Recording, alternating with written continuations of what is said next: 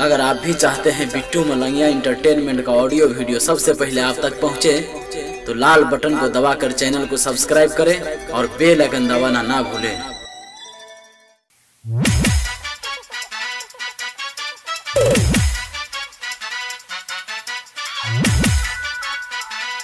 अखन अपने सबसे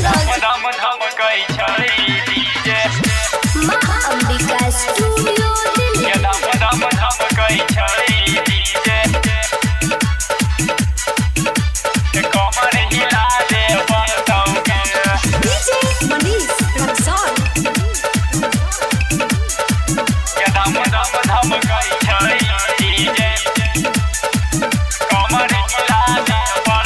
छोड़ी चलतौ नहीं कोनो नखरा, आई उठावा पड़तौ घघरा।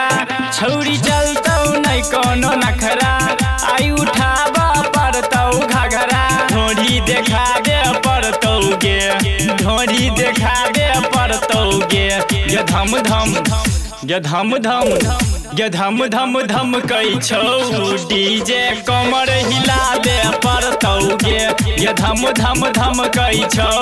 डीजे कमर हिला दे पड़तौ गे। धम धम कई छौ डीजे।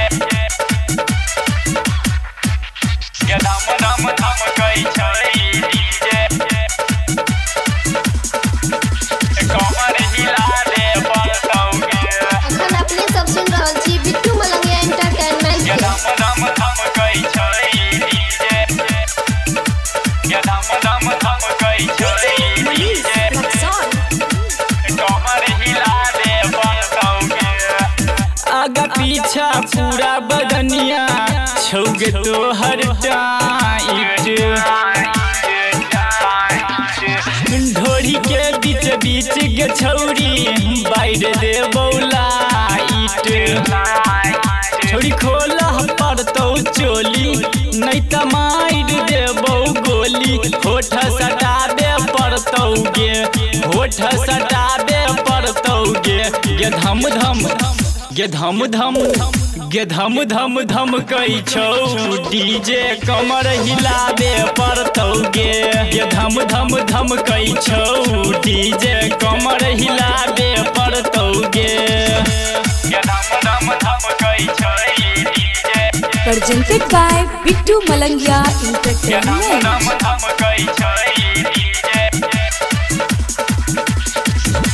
कमर हिला दे पड़तौ गे।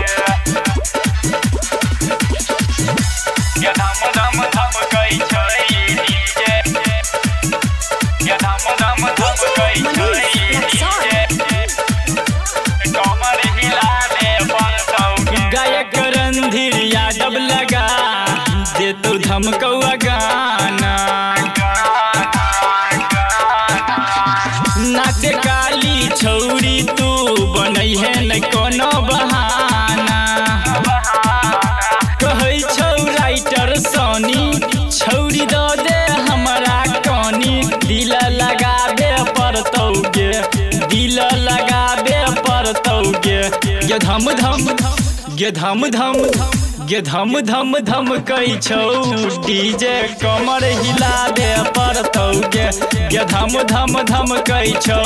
डीजे कमर हिला दे पड़तौ गे। माँ अंबिका स्टूडियो।